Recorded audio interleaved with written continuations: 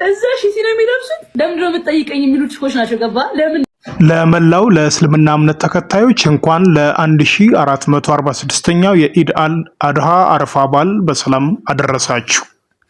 በብዙ የቲክቶክ ተጠቃሚዎችም የምትታወቀው ጃኒ መታሰሯም ተሰምቷል። ይህ የሆነው በቀጥታ በሚተላለፈው የቲክቶክ ላይቭ ላይ በድሬዳዋ ሴቶች ላይ ከአለባበሳቸው ጋር በተያያዘ በተናገረችው ሲሆን ለምንድነው ሚጠይቁኝ ይላሉ አለች። አብዛኛውም የድሬዳዋ ማህበረሰብን ያስቆጣ ድርጊት በንግግሯን በመፈጸም ነው ሰርታለች። የድሬን ማህበረሰብ ይቅርታ ጠይቃ ነበረ። ከዚህም ጋር በተገናኘ ግን ይቅርታም ለጊዜው ምንም አይነት ምላሽ ልሰጥ አልቻለም። ብዙም ተከታይ ከ1 ሚሊዮን በላይ ተከታይ በቲክቶክ ያፈራችው በጸጥታ ኃይሎች ተይዛለች። በቲክቶከሯ ጃኒ ስመኝ ገብሩ በድሬዳዋ ከተማ ነዋሪዎች ላይ በሰነዘረችው ዘለፋ በጸጥታ ኃይሎች በቁጥጥር ስር መያዟም ታውቋል። ስመኝ ገብሩ ከቀናት በፊት በተናገረችው አስጸያፊ ንግግር በድሬዳዋ ከተማ አስተዳደር ከሳሽነት በቦሌ ክፍለ ከተማ ፖሊስ በቁጥጥር ስር ውላለች።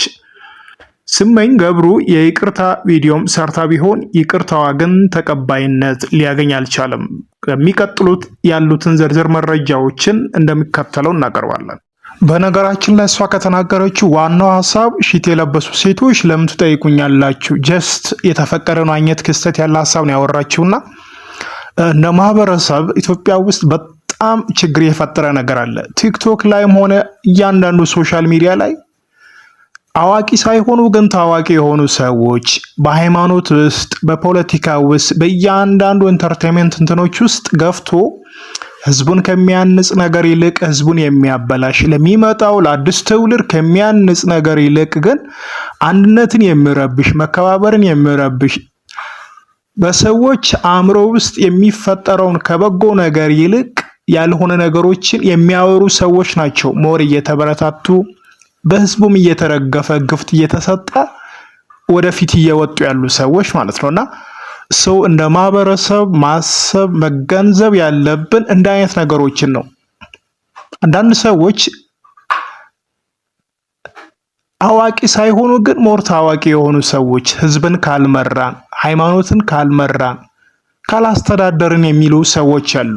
ደግሞም በብዙዎችም ዘንድ ድጋፍና ተቀባይነት ያገኙ ሰዎች ማለት ነውና ይሄ ነገር እንደ ሀገርን ወደፊት የሚያራምድ ነገር አይደለም።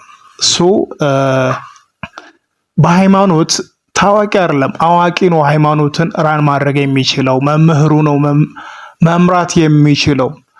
እንደ ማህበረሰብ በአስተሳሰብ ሰዎችን መምራት የሚችለው የላቀና የተሻለ አስተሳሰብ ያለ ሰው ነው። ግን ኢትዮጵያ ላይ የሆነ ያለ ሰው እውቅናን ያገኘ ታዋቂ የሆኑ ሰዎች ካልመራን ካላስተዳደርን ድምጻችን ካልተሰማ ያወሩት ነገር ደግሞ ሙሉ አገሪቷን እያናወጠ ነውና በነገራችን ላይ አንደግፍም። እንደ ማርክ ሶሉሽን ያንዳንዱ ሃይማኖት መከበር መቻል አለበት ግዴታ። ያንዳንዱ የህብረተሰብ ክፍል መከበር መቻል አለበት።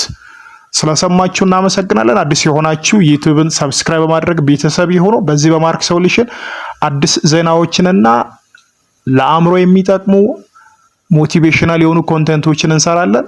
መልካም ጊዜ